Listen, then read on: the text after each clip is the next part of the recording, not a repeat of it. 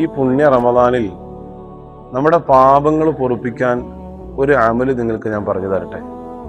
ഹബീബായ റസൂലുള്ളാഹി സ്വല്ലല്ലാഹു അലൈഹി വസല്ലമ തങ്ങൾ ഒരു വിശ്വാസിയുടെ പാപം പൊറുപ്പിക്കുമെന്ന് പറഞ്ഞിട്ട് വളരെ ലളിതമായി നമ്മെ പഠിപ്പിച്ച ഒരു അമലുണ്ട്.